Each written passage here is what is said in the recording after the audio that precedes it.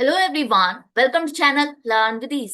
आज हम सॉल्व करेंगे admission of a partner chapter से question number 74, chapter 4 TS Grewal की बुक से क्लास 12 अकाउंट्स।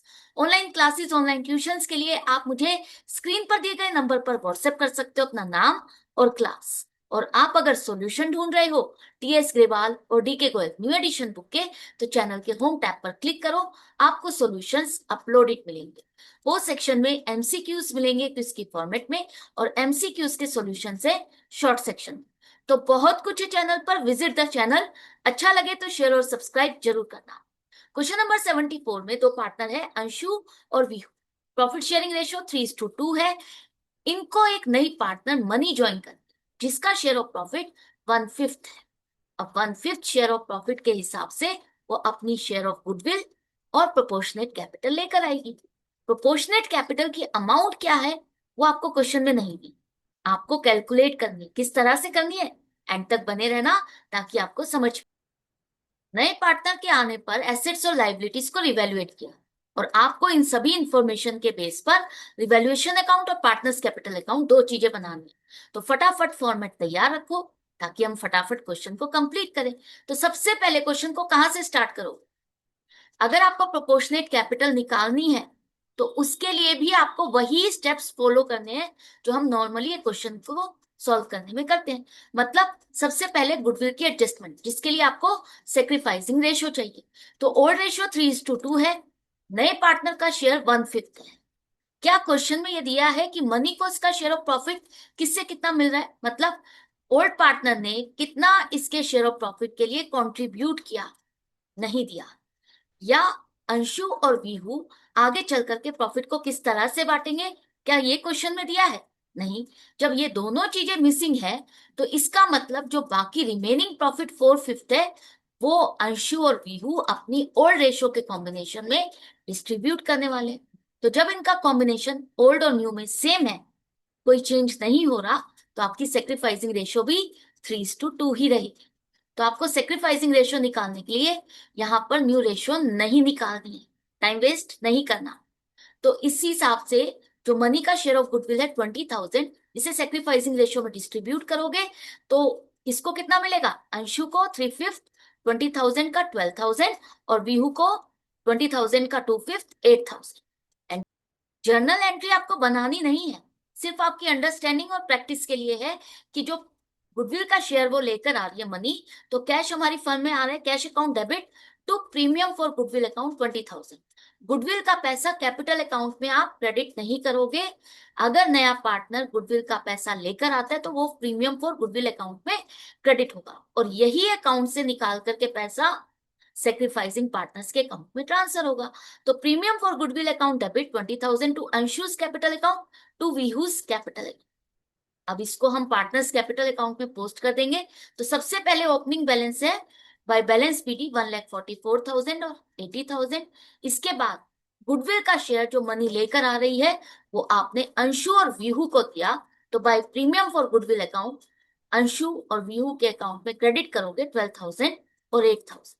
नेक्स्ट स्टेप में आपको क्या करना है, पुराने रिजर्व्स, प्रॉफिट लॉसेस, उनका डिस्ट्रीब्यूशन। तो जनरल रिजर्व 50,000, जिसको आप ओल्ड रेशियो 3:2 में डिस्ट्रीब्यूट करोगे। नई पार्टनर मनी का इसमें कोई शेयर नहीं, तो अंशु को 30,000 और वीहू को 20,000 मिलेंगे। रिजर्व एक तरह से प्रॉफिट का एक हिस्सा है, इनके लिए फायदा है, तो आप इनके अकाउंट में क्रेडिट करोगे बाय जनरल रिजर्व अकाउंट 30,000, 20,000। जब आप ये रिजर्व्स को डिस्ट्रीब्यूट कर देते हो ना, तो ये रिजर्व आपका खत्म हो गया। यहाँ पर नई बैलेंस शीट जो बनेगी रिकॉन्स्टिट्यूटेड, उसमें आप ये रिजर्व नहीं शो करोगे। क्लियर है? इसके बाद एक और रिजर्व है, इन्वेस्टमेंट फ्लक्चुएशन फंड। इसका क्या करें? इन्वेस्टमेंट फ्लक्चुएशन फंड हमने क्यों बनाया? अगर हमारी इन्वेस्टमेंट की प्राइस डाउन जाएगी मार्केट में, तो उस लॉस को एडजस्ट करने के लिए। तो इन्वेस्टमेंट हमारी है कितने की? 40,000 की, लेकिन मार्केट में इसकी वैल्यू रह गई 35,000। इसका मतलब 5,000 का लॉस हम अपने इस रिजर्व से एडजस्ट करेंगे, और बाकी बचा हुआ रिजर्व 5,000 ओल्ड पार्टनर्स में डिस्ट्रीब्यूट कर दोगे। तो अंशु को 3,000 और विभू को 2,000 इनके अकाउंट में क्रेडिट करोगे by investment fluctuation fund account 3,000 और 2,000। आईएफआर याद है ना, पहले भी मैंने डिस्कस किया और समझाया है। उसी चीज को आपको अप्लाई करना है और प्रैक्टिस करते रहना। इन सभी चीजों को करने के बाद नेक्स्ट स्टेप में अब हम रिवैल्यूएशन करेंगे। तो रिवैल्यूएशन में पहला पॉइंट है कि प्रोविजन फॉर डाउटफुल डेट्स आप 10% मेंटेन करना चाहते हैं। तो 10% ऑन डेटर्स क्या लेना है आपको? 36,000, 34,000, क्या अमाउंट लोगे? आपको 34,000 नहीं लेने हैं। जो प्रोविजन आपका ये पहले बना हुआ है, ये आपका बैड डेट्स नहीं है, ना ही आपने इसको डेटर्स में से माइनस किया है। ये तो आपने एक तरह से रिजर्व बना के रखा है, प्रॉफिट का एक हिस्सा इस प्रोविजन में ट्रांसफर किया कि अगर हमारा पैसा डूबा तो हम इसके लिए प्रिपेयर्ड है, हम इस रिजर्व से एडजस्ट करेंगे। अब पैसा तो कोई डूबा नहीं है, बैड डेट्स तो है ही नहीं, बस हम अपना प्रोविजन इंक्रीज करना चाहते हैं। तो 36,000 के डेटर्स आपके एज इट इज हैं, इसी का 10% आपको नया प्रोविजन बना रहे हैं 3,600। अब ध्यान से समझना, क्लास 11 में क्या करते थे? New provision minus old provision 2,000, और जो बाकी बचा 1,600 या प्रॉफिट एंड लॉस में डेबिट करते थे। लेकिन यहाँ पर प्रॉफिट एंड लॉस नहीं, रिवैल्यूएशन अकाउंट है जिसमें आप इसे डेबिट करो। दूसरी तरह से समझो कि आपने पॉकेट मनी पर जो पहले कलेक्ट की थी, एक तरह से ये पॉकेट मनी है 2,000, ये आपकी ऑलरेडी कलेक्टेड है, आपने इसको यूज नहीं किया, आपने इसको कहीं पर खर्च नहीं किया। अब जो आपको सामान खरीदना है, जो चीज आप खरीदना चाहते हो, उसकी वैल्यू 3,600 है। तो उस अमाउंट को पूरा करने के लिए आपको कितना पैसा और कलेक्ट करना है? 1,600। तो यही तो वो पॉकेट मनी और है जो आपको प्रॉफिट में से यहाँ पर ट्रांसफर करनी है। तो यहाँ रिवैल्यूएशन अकाउंट में हम इसको डेबिट करेंगे to provision for doubtful debts account 1,600। एक तरह से हम प्रॉफिट में से इतना हिस्सा निकाल करके इस प्रोविजन को इंक्रीज कर रहे हैं। क्लियर है? समझ? इसके बाद नेक्स्ट इन्वेस्टमेंट से रिलेटेड हम एडजस्टमेंट कर चुके हैं। आईएफएफ, इन्वेस्टमेंट फ्लक्चुएशन फंड के साथ आप इसको एडजस्ट कर चुके हो। नेक्स्ट है आपका प्लांट एंड मशीनरी, जिसकी वैल्यू 6,600 से इंक्रीज हो गई। इंक्रीज्ड बाय मतलब कितनी अमाउंट से इंक्रीज हो गई? पहले इसकी जो वैल्यू 2,20,000 है, अब नई बैलेंस शीट में आप इसे क्या दिखाओगे? 2,26,600। तो एसेट की वैल्यू इंक्रीज होना फायदा है, कहां दिखाओगे? रिवैल्यूएशन में क्रेडिट साइड पर by plant and machinery account 6,600। सारी एडजस्टमेंट्स करने के बाद क्रेडिट साइड का टोटल ज्यादा है, इसका मतलब प्रॉफिट कितना? 5,000 रुपीज का। किसमें बांटोगे? ओल्ड रेशो में, ओल्ड पार्टनर्स में। नए पार्टनर का यहाँ पर इसमें भी शेयर नहीं है, तो ये प्रॉफिट पार्टनर्स में डिस्ट्रीब्यूट करके उनके कैपिटल अकाउंट में ट्रांसफर करोगे। कहाँ लिखोगे? बैलेंस करने के लिए डेबिट साइड पर, to profit transfer to Anshu's capital account, बीहूज कैपिटल अकाउंट 2,000, 5,000 लिखा, एंड में लिखो टोटल। एक पार्ट हो गया आपका रिवैल्यूएशन अकाउंट कंप्लीट। ये जो प्रॉफिट है इसे पार्टनर्स कैपिटल अकाउंट में पोस्ट करना है। प्रॉफिट है तो क्रेडिट साइड पे लिखो बाय रिवैल्यूएशन अकाउंट 3,000 और 2,000। इसके बाद अंशु और वीहू दोनों की कैपिटल का बैलेंस लिखेंगे टू बैलेंस सीडी 1,92,000, 1,12,000। अब इसके बाद लास्ट स्टेप आपका इस क्वेश्चन का रह गया प्रोपोर्शनेट कैपिटल। प्रोपोर्शनेट कैपिटल के लिए आपको ओल्ड पार्टनर्स की एडजस्टेड कैपिटल चाहिए। एडजस्टेड कैपिटल का मतलब गुडविल की एडजस्टमेंट, पुराने रिजर्व्स का डिस्ट्रीब्यूशन, रिवैल्यूएशन का प्रॉफिट या लॉस उसका डिस्ट्रीब्यूशन करके जो बैलेंस है, एडमिशन के टाइम पर जो बैलेंस है वो लेना है।